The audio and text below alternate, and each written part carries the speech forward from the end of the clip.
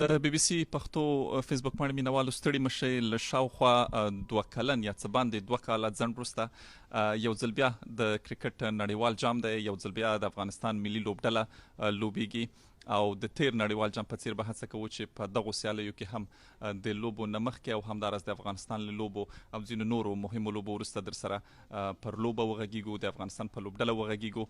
همکار مې پسرلی صاحب هم را سره دی له 2 کلن ځنډ وروسته. پسرلی صاحب ستړي مشئ، عجب 2 کاله تیر شول هم د کرکټ دپاره او هم زموږ او ستاسې په عام ژوند کې. بالکل، خدای دې ټول په سټه روغ لري او خدای دې چې لوبې هم خوندورې وي. مننه. افغانستان یو ځل بیا په نړیوال جام کې دی. د تیر ځل خاطرې، د تیر ځل د تیر نړیوال جام تجربې مولا هم په حافظه کې تازه دي. مینوال یو څه ناخوښ و، لوبډله هم په تیر نړیوال جام کې هغه څه چې ځینو تمه کوله ونه ځلیدله. دا ځل د شلوریزو لوبو نړیوال جام دی. داسې یو نظر شته چې افغانستان په شلوریزو لوبو کې د نړۍ په ځینو ښو لوبډلو کې حسابیږي. آیا په کار ده چې دا ځل تمه وکړو، داسې خطر خو نشته چې بیا زړه ماتې شو؟ لکه څنګه چې تاسې مول د یو ورځنیو لوبو په پرتله په شلوریزو لوبو کې د افغانستان لوبډله ډېره ښه ده او علت یې هم دا دی چې لنډ وخت دی، په لنډ وخت کې تیزه لوبه کوي افغان لوبغاړي، نو که وسوځېږي ډېر ګروم یا اندېښنه نه وي ځکه چې نور لوبغاړي هم وي. نو په دې حساب هیله دا ځل شته. ما په 2019 کال کې تر نړیوال جام وړاندې یوې ورځپاڼې ته دلته لیکنه کړې وه او په هغه کې مې وړاندوینه کړې وه چې افغانستان به یو لوبه هم ونه ګټي. له بده مرغه زما هغه وړاندوینه سمه راختلې وه، خو اوس وایم چې اقلا په دې کې یو څو لوبې ګټو. صحیح. راځو په ټولو لوبو به وغږیږو. نن یې له سکاټلند سره لوبه ده. د کاغذ پر مخ ځینې ښایي دا ووایي چې سکاټلند نسبتا کمزورې لوبډله ده، خو ځینې بیا په دې نظر دي چې په شلوریزو لوبو کې اصلا کمزورې یا پیاوړې لوبډلې نشته. دغه نظر تر څومره سکاټلند ته یا نن لوبې ته څه فکر کوئ چې د افغانستان چانس څنګه دی؟ دې کې هیڅ شک نشته چې شلوریزه لوبه لاټري ده. هر څوک یې کېدای شي په خپل ورځ باندې وګټي. له خپل ورځ نه مې مطلب دا دی چې که یو لوبغاړی هم وځلید، له نورو ډېر وځلید، ناممکن ده چې لوبه ونه ګټي. خو د افغانستان او سکاټلند ترمنځ لوبو ته که کتنه وکړو، افغانستان او سکاټلند تر اوسه 6 شلوریزې لوبې کړې دي او ټولې لوبې افغانستان ګټلې دي. په وروستي ځل په 2014 کال کې افغانستان له سکاټلند سره لوبه کړې وه. نو په دې حساب خو د افغانستان تله درنه ده. خو دا اوس سکاټلند د بنگلادیش لوبډلې ته ماتې ورکړه او په لومړي پړاو کې خپلې 3 وړه لوبې وګټلې. نو داسې هم نه ده چې دوی موږ هیڅ وبولو. البته په نننۍ لوبه کې شیرخط یا پچه هم ډیر مهم رول شاید ولري، په دې معنی چې که هر چا پچه وګټله او لومړی بیټینګ یا منډو ته ملا وتړله، شاید په ښه دریځ کې وي، ځکه چې په دویم ځل به بالخصوص سپینرانو ته یا ورو بالرانو ته د توپ نیول سخت وي، ځکه چې پرخه کېږي او چمن بیا لوند وي. طبعا چې نړیوال جام د یوې لوبې کیسه نه ده، څو لوبې به کوي افغانستان. په ټوله کې د افغان لوبډلې جوړښت او دغو سیالیو ته چمتووالی څنګه وینئ؟ چمتووالی خو یې ظاهرا ښه نه و، په دې دلیل چې افغانستان ډیرو لوبډلو سره لوبې ونه کړه یا هیڅ چا سره هم لوبه ونه کړه په حقیقت کې. او بل په افغانستان کې کوم سیاسي بدلون چې راغی هغه هم اغیز لري. افغانستان په سپتمبر کې له پاکستان سره باید 3 یو ورځنۍ لوبې کړې وای، هغه لغوه شوې. دغه راز د نور د تمرین لپاره چې څه هڅې لرلې هغه هم ونه شوې او دوبۍ ته هم په ځنډ راغلل د ویزو له امله. نو یو خو دغه ذهني فشار او د چمتووالي لپاره ښه لارې چارې د ښو لارو چارو نشتوالی به اغیز ولري په افغان لوبډله باندې. خو یو ځل بیا به ووایم چې شلوریزې لوبې دي، که یو یا 2 لوبغاړي هم وځلیدل په خپله ورځ، ناممکن ده چې لوبې ونه ګټي. ګمان کوم د افغانستان لپاره به یا د افغانستان د منیجمنت لپاره به د نیمیبیا او سکاټلند لوبډلې 2 هغه لوبډلې چې دوی باید ورله مخه هدف ګرځولي چې له دوی حتما وګټي او پاتې شو بیا پاکستان او هند او نیوزیلند. په هغو کې نو بیا بخت و تالي ده چې له چا سره شل ځلیدی شي یا له چا لوبه ګټلی شي. او د لوبډلې ترکیب پسرلی صاحب خوشحاله یاستئ ښه لوبډله معلومیږي؟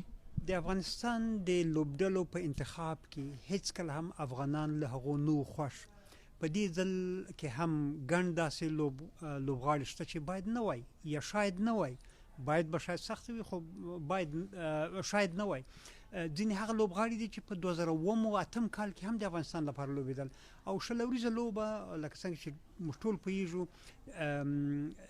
ډیره د زلمو لوبه ده او ډیر داسې زلمي لوبغاړي وو چې شاید هغوی په دې ټیم کې وای او یو بل شی چې د افغانستان د بالرانو قوت چې دی په سپینرانو کې دی او په دغه نړیوال جام کې تر اوسه چې موږ ګورو تر تیزو بالرانو سپینران ډیر ځلیدلي دي خو د قیس غوندې یو بالر چې ډیر په شل ورځو لیګونو کې په نړۍ کې ځلیږي هغه په دې لوبډله کې نشته نو ګمان کوم که یو څو تیزو بالرانو یا زلمی تیز بالران راغلي وای او یا سپینران پې راغلي وای شاید غوره به وای د عامو افغانانو ناخوښي خبره خو په ځای خو دا ځل د ملي لوبډلې کپتان ناخوښوله لوبډلې سره او زه وایم چې ولې ضرور ده چې هر ځل د نړیوال جام په درشل کې په لوبډله یا کرکټ بورډ کې ناندرۍ ووسي فکر کوئ چې په ټیم کې دننه بعد دغه د راشد خان خفګان اوس به دغه موضوع حل شوی وي که خدای مکه د ټورنمنټ په ورځو کې به هم یو څه بد اغیز ولري دا چې نبی بیا راغی نو ګمان کوم د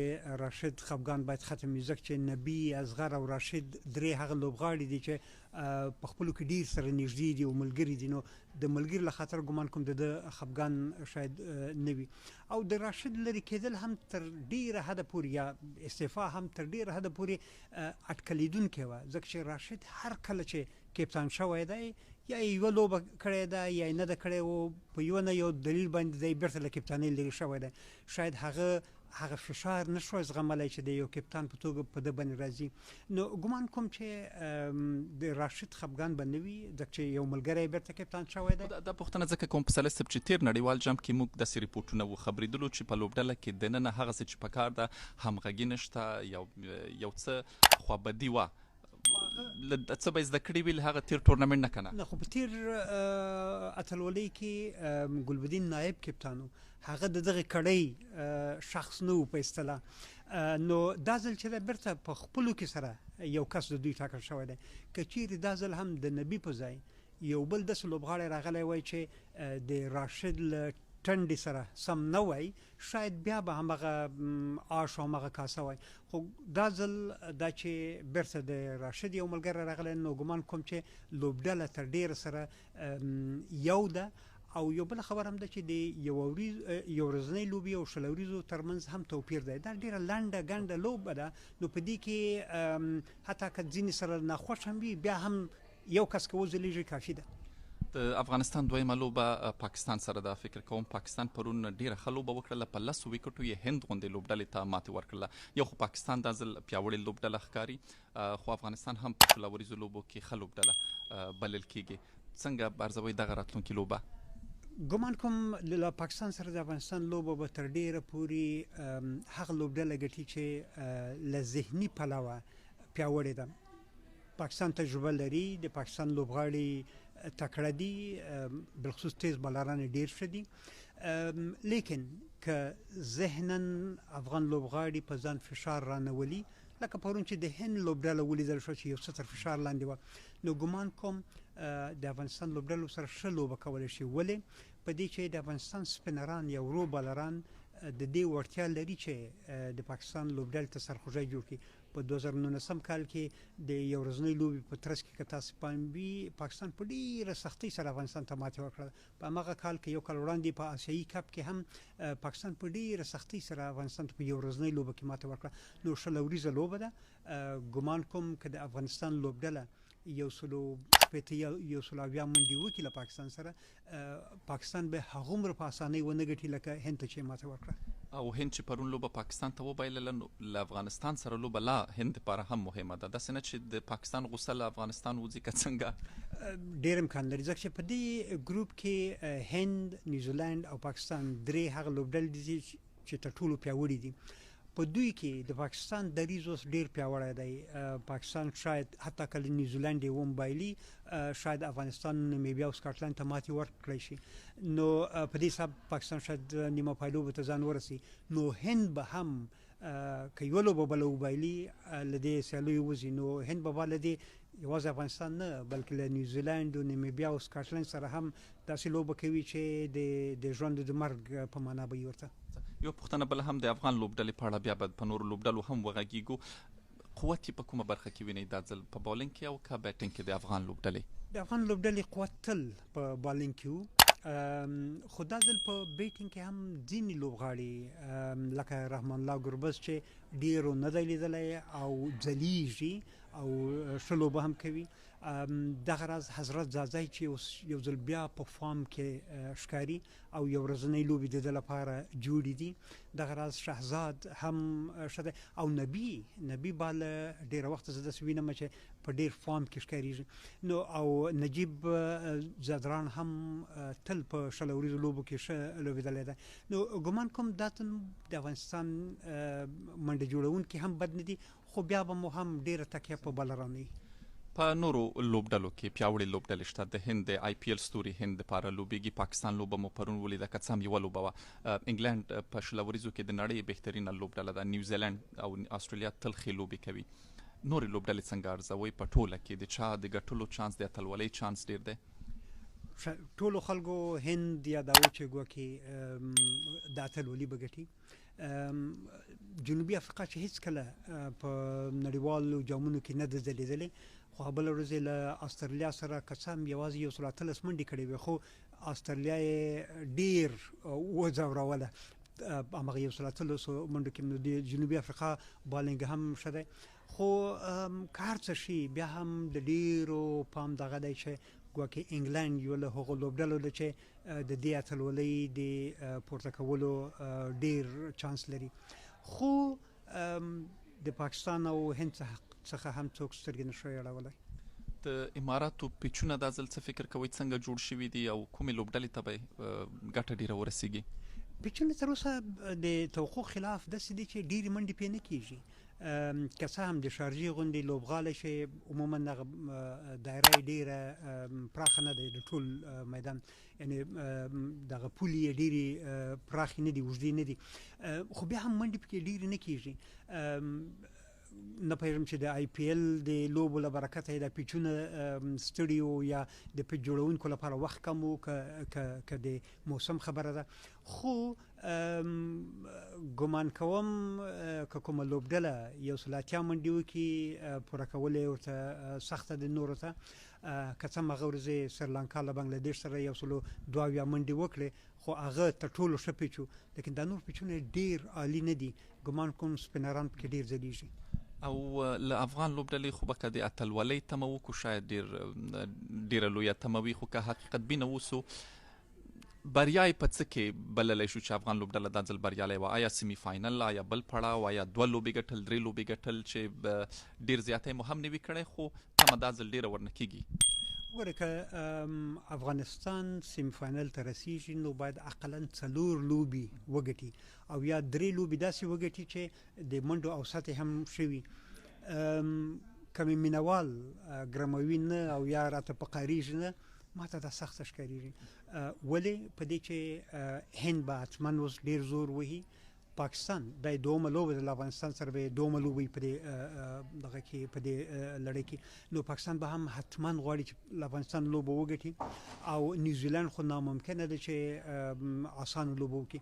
نو په دغو 3 لوبو کې که افغانستان یوه وګټله او سکاټلند نو مې بیا چې اسانه یې مه بولئ، که چېرته له دوی نه د منډو د اوسط له پلوه په ښه اوسط وګټله بیا امکان شته. لیکن راځئ ډېره توقع به نه لرو، هیله به مو دا وي چې اقلا 2 یا 3 لوبې وګټي. او د پاکستان ځینو پخوانیو لوبغاړو او شنونکو ویلي دي چې دا ځل د افغانستان لوبډله هم د دوی په وینا چې ګواکې خطرناکه ده، یعنې یو ډول جدي یې نیسي. دا شننه یې ډېره بې ځایه نه ده؟ په شل اوریزو لوبو کې هیڅوک چاته هم په ټیټه سترګه کتای نه شي. لکه مخکې چې مې وویل یو لوبغاړی کیدای شي چې وځلیږي. په یو منډه جوړونکی کوم په یاد وي څو کاله مخکې حضرت زازي په یو لوبه کې 160 منډې وکړلې. دغه ډول یوه لیونۍ لوبه که څوک وکړي دغه کافي دی چې د یو چا حمله ور ماته کړي. یعنې که افغانستان د هر لوبډلې په وړاندې 180 منډې وکړي، د افغانستان بالینګ بیا داسې دی چې هغو ته ماته ورکولی شي. خو د افغانستان کمزوری ټکی شاید همدغه د منډو جوړونکو وي. نو که چیرې د افغانستان منډه جوړونکي وځلیږي، ګمان کوم بالینګ یې داسې دی چې بیا لوبه راایساره کړي. او په پای کې پسرلی صاحب اشاره مو وکړله چې تمه کېږي چې افغانستان نن سکاټلند ته مات ورکړي، نسبتا د کاغذ پر مخ یوه اسانه لوبه بلل کېږي. د چا نن تمه کوئ؟ که څه هم لوبډله نه ده معلومه، څوک ښه ځلېدلی شي؟ ډېره تمه له چا کېدی شي په بالرانو کې او هم په بیټینګ کې؟ په بالران کې ګڼ دي، خو په بیټینګ کې ګوربز ماته داسې ښکارېږي چې عموما د هر سیریز په پیل کې په لومړۍ لوبه کې دی یو 50 کوي، نو ګوربز شاید ښه ولوبېږي او د سکاټلند بالران هم شاید له ګوربز سره دومره نه بلد نسبت نورو لوبغاړو ته. او په بالرانو کې خو طبعا سترګې له راشد له مجیبه د چا بل خوا نه اوړي. البته نوین الحق هم د افغانستان یو له هغو بالرانو دی چې ډېرو لوبغاړو ته به سرخوږی جوړوي. ما ویلي و چې وروستۍ پوښتنه خو له ګوربز را یاده شوه. ځینې په دې نظر دي چې ګوربز د یا د ویکټ ساتونکي یا د توپ وهونکي په توګه ولوبول شي، ورسره د شهزاد هم لوبه وکړي. ځینې بیا وایي چې دا په لوبډله کې د یو اضافي بالر یا سپینر ضایع کوي. څه فکر کوي چې شهزاد او ګوربز یوه لوبډله کې ځای لري او که نه؟ بالکل لري، ځکه چې شهزاد او ګوربز دواړه یوازې د ویکټ ساتلو په برخه کې پیاوړي نه دي. دوی دواړه په منډه جوړولو کې داسې لوبغاړي دي چې یوازې د دې منډه جوړولو له برکته هم په ټیم کې ځای لرلی شي. او په شل وریزو لوبو کې د دوی غوندې تیزه لوبه شاید هغه څه چې په دې سکواډ کې یا په دغه ټیم کې په 15 کسیز ټیم کې شته، تر دوی دوو شاید غښتلي څوک نه وي. د دوی په ځای به بل څوک راځي، بل بدیل دی حشمت دی یا اصغر دی. تر هغو دواړو زما فکر ګوربز او شهزاد ډیر ښه دي چې په شل وریزو لوبو کې ولوبېږي. ځینو لیدونکو هم د فیسبوک پوښتنې راستولې دي. یوه پوښتنه به وکړو، عبدالرحیم وردګ وایي چې افغانستان روزونکي هم لري په دغو لوبو کې که څنګه؟ ځکه چې ډېر نوم نه یادېږي، کیدای شي ډېر مینوال حتی خبر نه وي له نامه سره یې هم. لانس کلوزنر د اصلي روزونکی دی او دغه ډول زموږ خپل نوروز منګل هم لا ورسره شته، او یو د استرالیا یو تیز بالر دی هغه ورسره شته چې د بالینګ په برخه کې، او یو هم د جنوبي افریقا یو بل کس دی چې هغې د فیلډینګ په برخه کې. نو روزونکي خورا ډیر دي. راځئ دا دعا وکړو چې له ډېرو قصابانو غوا مرداره نه شي. ډېره مننه پسرلی صاحب د افغانستان د بریا په هیله. له تاسې هم مننه. لوبې ته شاوخوا څه باندې یو ساعت پاتې دی. له سکاټلند سره لوبه ده، د افغانستان لومړۍ لوبه ده په دغو سیالیو کې. هڅه به مو وي چې له هرې لوبې وړاندې او که ممکنه وه که ډېر ناوخته نه و له لوبو وروسته هم یو څه پر لوبه وغږیږو، په لوبډله وغږیږو او ستاسې نظرونه هم واخلو. نو انتظار به وکړو او لوبه یو ساعت کې پیلېدونکې ده. د اوس لپاره خدای پامان.